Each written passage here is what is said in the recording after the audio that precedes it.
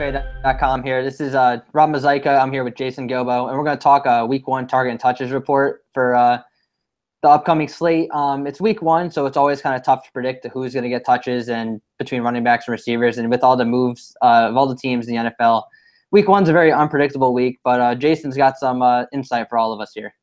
Yeah, like you said, it's always unpredictable. We get these teams, they bring in new coaches, they bring in, new players or get players back, and it kind of throws a wrench into things. And, usually things don't, start to span out until about week 3 or week 4 where we can start to, get a little bit of a sample size. So we're just kind of making some predictions and stuff about week 1. But, I mean, these are definitely kind of the teams that I think have the most intriguing passing games to break down.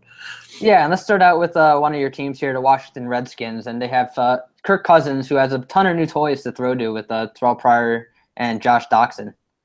Yeah, Josh Doctson in there, Terrell Pryor, as you mentioned. Pryor, obviously, he was impressive for Cleveland last year.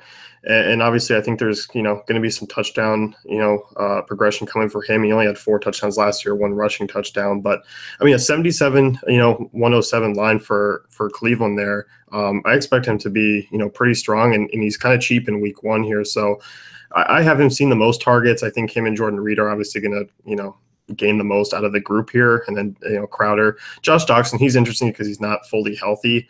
So I'm curious to see if he plays week 1. But if he doesn't, I mean, you could easily spread, a couple of targets to each of these guys. Yeah, I think Kirk's going to be slinging the ball this week. Terrell Pryor, he's a guy who I'm really looking towards. He has the height advantage on both the cornerbacks for the Eagles, Mills and Darby, about 5 inches on each of them. So he's going to be heavily involved. He's cheap play too. And then Jordan Reed, one of those tight ends, you really just can't go wrong there. He's a pretty safe option every week. Even though it's a tough matchup with the Eagles, he's going to get the volume. Yeah, the volume's there. I mean, like you said, and, Kirk Cousins, I think he's proven himself. I don't mind him this week. I think he's an intriguing option. I don't think he's going to be incredibly high owned. And, there's just a lot of weapons to pair him with. And we saw the red zone. I mean, Washington was awful in the red zone last year. But I think adding Pryor, adding Doctson, having a healthy Reed, and even if Reed's healthy and Vernon Davis isn't a bad fill-in, that they're going to see, some positive regression in the red zone. And that will definitely give a bump to the ceiling and floor of Cousins. Yeah, it definitely will. Those new toys are going to be pretty fun for him. Let's move on to this next team here. You got the Pittsburgh Steelers. Yeah, I mean, this is going to be an offense that we're, going to be targeting pretty much week in and week out.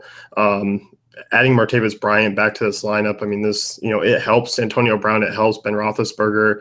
It takes a little bit away from Bell in the passing game, but not a whole lot where, I'm really worried. But you look at Roethlisberger, I mean, has averaged 27 completions and 40 attempts to 23 and 35 with Bryant out. There's just a lot of sample size where, we've seen Roethlisberger and Brown just get a huge bump. So it's interesting because we know about Roethlisberger's, home road splits. He's on the road against Cleveland.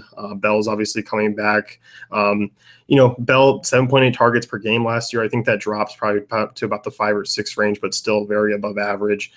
Brown maybe a little bit, but getting these guys, I think the biggest hit is obviously Eli Rogers. He just saw 5.1 targets last year, but that was without really a tight end. That was without Martavis Bryant. So he's obviously the biggest drop off, but Big Ben here, I mean, this is going to be a weekly thing where we look at the Steelers offense. Yeah, I mean, I personally think Bryant's going to take a little bit away from Brown. I know historically it hasn't been that way, but the way they're talking up Le'Veon Bell, how he's going to get at least 30 touches this week between the passing game and running game, it makes me lean towards that they're going to go slightly more of the dump off and running the ball against the Browns this week. And then how much do you factor in those Ben Roethlisberger home and road splits this week against Cleveland?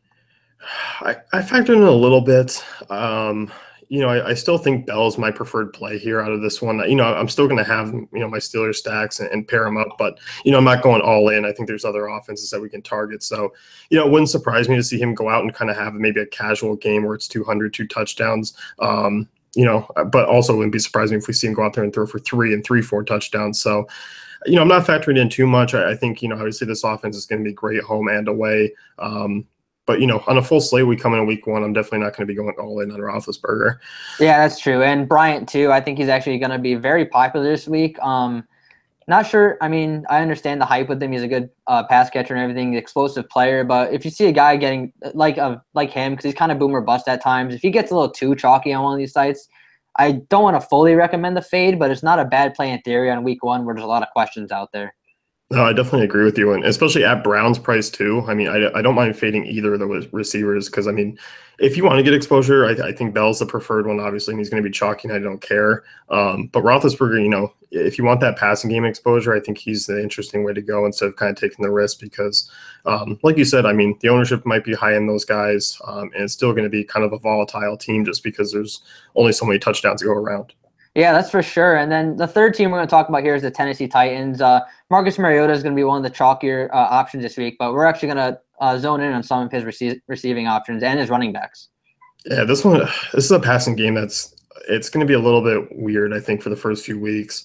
They added in Eric Decker. Obviously, Rashard Matthews came alive in the second half, drafted Corey Davis. They have Delaney Walker, DeMarco Murray. I mean, DeMarco Murray saw 4.2 targets per game last year. I mean, he was somewhat involved in that passing game. So I think it's going to be interesting. I think it's going to be pretty spread out. I think Decker's probably my preferred play out of the group, but I actually really don't like the Tennessee passing game outside of just using Mariota because I don't think there's going to be a ton of targets to go around. I mean, I don't see anyone really surpassing 7 or 8 or getting into the 9 range out of this group. And you look at the red zone last year. I mean, this team was the best red zone offense in football, and by a wide margin. And then they're getting Eric Decker, who's been one of the better red zone guys over his last few years when he's healthy. So I like Decker. I think Mariota and him are going to work well. I don't see a ton of upside with any of his real partners. And Corey Davis, from the news that I've seen, he's not going to play a lot of snaps. He's going to be just kind of a situational guy. So I'm kind of staying away from him. Yeah, Davis is going to be I think they said he's going to be on in special plays type thing. I like Eric Decker as a player. I'm just not sure how it's going to play out with this Tennessee Titans team because these last couple of years when he was with the Jets, he pretty much was their main red zone target. And I like to compare the Titans passing game to the Patriots because you have Mariota, you have Brady, and they have all these options to throw to, especially when it comes to the red zone and just driving up and down the field. That your best bet is probably just to take Mariota and move on, but you could take a shot on Delaney Walker, hope he can get 2 of those touchdowns in the red zone. And this game's going to be a shootout most likely with the over-under set at 51. Yeah, and another thing to mention, I mean, Tennessee ranked 28th in pass attempts last year. I mean, they relied heavily on Murray. I do think that, they're still going to run the ball a lot. And like I said, I just don't see a ton of upside with these weapons, not enough to, win you a GPP. Yep, and now we're going to get to a really interesting scenario here. The Carolina Panthers running game between Jonathan Stewart and Christian McCaffrey. Yeah, this one's going to be, obviously, great matchup against San Francisco. They ranked 31st in DVOA against the run last year. Expect them to be pretty lackluster on defense again. They also struggled against pass catching backs, which McCaffrey, I mean, I saw a report that he has his own set of plays. I mean, he's going to be involved in the offense. I still think things are going to be pretty split. McCaffrey is not going to be a red zone guy. Stewart's still going to get those touches down low. So I don't really like Stewart. I think McCaffrey has the bigger ceiling just because he's, a higher elusive back and can, break things out at any time. But the problem is I think, touches are going to be a little bit wonky the first few weeks unless something happens. And I think GPPs, I think McCaffrey's the back that you maybe could take a shot on. I'm not going to be really looking at Stewart here. Yeah, I'm probably going to be staying away from this situation as a whole. The chatter coming out of the Panthers camp is that Stewart, he's not worried about losing any work at all. I mean, I don't know how much I want to believe that with McCaffrey coming in and them touting him so highly, but it's just going to be an interesting scenario to look at for the coming weeks. Week 1, I think McCaffrey is actually going to be kind of popular, and if that's the case, I'm going to stay away. But if you're doing multi-entering and if he doesn't turn out to be a popular play, I wouldn't mind taking a couple shots on him. No, I mean, I just, touches, I expect them to be pretty much split. I mean, right now, I think McCaffrey's there for 13.1 is what I have, 12.2 for Stewart. And I think in terms of overall just the passing game, I mean, I do think San Francisco is going to be somewhat competitive this year, just with Hoyer, Garcon, Carlos Hyde. So I'm not really expecting a heavy run offense here all the time for Carolina and all the teams against San Francisco. So McCaffrey's interesting. You can throw in the narrative that he's going back to, San Francisco and his Stanford, days, which was just last year, but that's about it. Yeah, and then there's one more team I want to touch on personally is the Arizona Cardinals passing game. I think it's going to be a very popular target between, David Johnson, obviously he's going to get a bunch of targets, and you have Larry Fitzgerald, but there's also guys like Jerron Brown and John Brown who are also expected to get a bunch of targets their way as well because John Brown's healthy for once. I was just curious if you had any insight on that passing game there. Passing game is interesting because, like you said, Fitzgerald is the clear-cut number one there, and David Johnson's the clear-cut number two in terms of the passing game. I mean, you have John Brown, Jerron Brown, you have J.J. Nelson. Jermaine Gresham was a little bit interesting towards, down the stretch last year. And obviously a great matchup even on the road against Detroit. So for me, I mean, I don't mind taking a shot on a John Brown or J.J. Nelson. I'm probably going to be just looking at Fitz at his prices. I think there's some other directions I want to go instead of John Brown. I mean, I like Robbie Anderson. I like Marquise Goodwin, some of those other guys instead, who I know are actually going to see some targets because, I mean, what's his name there? Head coach, name escaped me. He completely ripped them, or in this preseason here and said he needs some better wideouts. Yeah, that's true. I like taking a shot on John Brown in a tournament on DraftKings. He's a little overpriced at 4,800, but he is a guy who could easily win you a tournament. I'm actually looking towards a little bit of a stack of Carson Palmer and David Johnson, so you get exposure to this entire passing game.